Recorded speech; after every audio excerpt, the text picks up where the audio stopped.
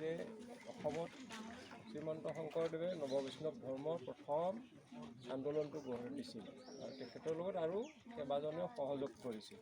কিন্তু প্ৰথমে আমি শংকৰদেৱকে ক'ব লাগিব। গতিকে এই নৱবৈষ্ণৱ ধৰ্মটো গঢ় দি জনসাধাৰণৰ মাজত প্ৰচাৰ কৰাৰ কাৰণে নিশ্চয় এটা কেন্দ্ৰ লাগিব। যে এনেকৈ শিক্ষানুষ্ঠানবিলাকো শিক্ষাৰ একো কেন্দ্ৰ, ঠিক তেনেকৈ নৱবৈষ্ণৱ ধৰ্মৰো এটা কেন্দ্ৰ স্থাপন কৰিছিল আৰু কেন্দ্ৰটোকে সত্ৰ বুলি কোৱা হয়। সত্ৰ হ'ল মোৰ কথাটো সেইটো। আৰু সত্ৰ গঠন প্ৰক্ৰিয়াটো সম্পৰ্কত দুটা ভাগ থাকে সত্ৰৰ, এটা হ'ল উদাসীন আৰু এটা হ'ল সাংসাৰিক। উদাসীন মানে তাত থকা যিখিনি বৈষ্ণৱ বা সত্ৰাধিকাৰ এইবিলাকে বিয়া নাপাতে, আজীৱন লোকসেৱাৰ কাৰণে জীৱনটো উৎসৰ্গা কৰি দিয়ে।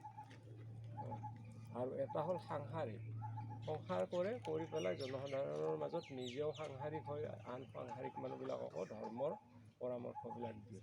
সেইটো আৰু সত্ৰৰ মূল উদ্দেশ্য হ'ল কি, বৈষ্ণৱ ধৰ্মত দীক্ষিত কৰে। আমাৰ যিহেতু নৱবৈষ্ণৱ ধৰ্মৰ প্ৰচাৰ এইটো, গতিকে নৱবৈষ্ণৱ ধৰ্মত দীক্ষিত কৰে। গতিকে শৰণ ভজন এই দুটা বস্তু মুখ্য কাম আমাৰ সত্ৰলৈকে শিষ্যবিলাক আহে, শৰণ ল'বলৈ আহে, ভজন ল'বলৈ আহে বা কিবা অন্য আশা থাকিলে সেইবিলাকৰ সমাধানৰ কাৰণে আহে। সত্ৰৰ মূল এই বস্তুখিনি হ'ল এইখিনি। আৰু সত্ৰৰ গঠন সম্পৰ্কত ক'বলগীয়া হ'লে শংকৰদেৱে যেতিয়া স্থাপন কৰিছিল তেতিয়া সত্ৰ হিচাপে বস্তুটো কৰা নাছিল। তেখেতে ধৰ্মচৰ্চাৰ এটা সাধাৰণ ঘৰ এটা বনাইছিল, তাতে থাপনা এখন থাকে, তাতে সকলোৱে লগ হৈ আলোচনা কৰে। সেইটো থান ঘৰ বুলি কৈছিল, অৰ্থাৎ গোসাঁই থকা থান, থান ঘৰ বুলি কৈছিল। গতিকে সত্ৰ হিচাপে বস্তুটো তেনেকুৱা নিৰ্দিষ্ট এই এটা বস্তু তেতিয়া নাছিল। তাৰপিছত দামোদৰদেৱেহে প্ৰথম সত্ৰৰূপে গঢ় দিয়ে।